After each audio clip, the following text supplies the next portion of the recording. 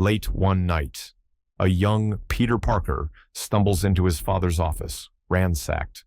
Files are missing, drawers overturned. His parents, Richard and Mary Parker, move frantically, gathering what little remains. Their faces are filled with fear. Moments later, Peter is left in the care of his Aunt May and Uncle Ben, and his parents vanish into the night, never to return. Years pass. Midtown Science High School. Peter's the awkward kid, the outsider, bullied and ignored. But one person sees him, Gwen Stacy, smart, kind, beautiful, and maybe, just maybe, she likes him too. But Peter's life is about to change forever. One night, digging through his father's old briefcase, Peter finds something. A name, a clue, Dr. Kurt Connors, a brilliant scientist at Oscorp, a company working on something called cross-species genetics, a project Richard Parker was a part of. Curiosity leads Peter straight into Oscorp's high-security labs, and that's where he sees them. Hundreds of genetically enhanced spiders. One escapes. It lands on his neck and bites. The pain is sharp, but nothing could prepare Peter for what happens next. He wakes up different, stronger, faster.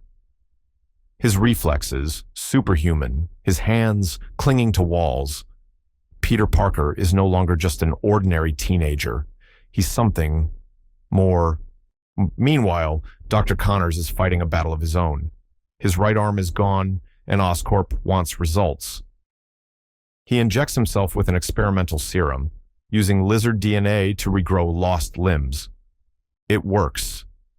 At first, he thought. Then, something goes terribly wrong. His body mutates, his mind twists, and suddenly, Dr. Connors is no more. Now, the lizard is born, but Peter has his own demons. After a fight with Uncle Ben, he storms out, angry, reckless. That same night, a gunshot. Uncle Ben lies dying in the street. Peter watches the light fade from his uncle's eyes, and in that moment, he makes a choice. Peter becomes Spider-Man. A suit, a mask, web shooters he builds himself.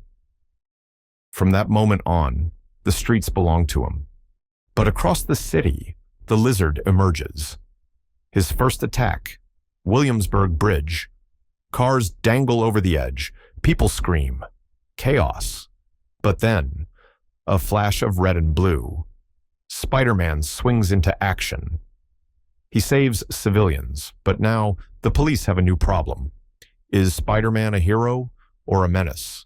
And then, Peter makes a mistake. He tracks the lizard to the sewers. A rough battle starts, leading to Spider-Man escaping through the pipes, but leaves his camera behind. A camera with his name on it. Now, the lizard knows who is behind the mask. Now, Connors knows who he is, and he's coming for Peter Parker. The lizard attacks. At school, chaos erupts.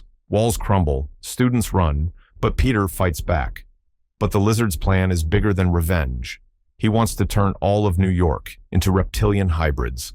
His target, Oscorp Tower. He plans to release a biochemical agent, one that will change the entire city. With Gwen's help, Peter creates an antidote. As the final battle begins, Spider-Man swings through the city. One last chance to stop the lizard. They clash atop Oscorp Tower. A brutal fight.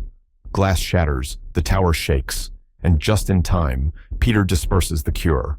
The lizard turns back into Connors, but the victory comes at a cost. Captain Stacy lies dying. His final words, a plea. Stay away from Gwen, keep her safe. Peter nods, but inside, his heart is shattered, because deep down, he knows some promises are meant to be broken. But Peter's story isn't over. In a dark prison cell, Dr. Connors is visited by a shadowy figure. Does Peter know the truth about his father? The shadowy figure asks Connors. Connors hesitates, then whispers, no. And just like that, the figure disappears, leaving only more questions. and a promise of danger yet to come.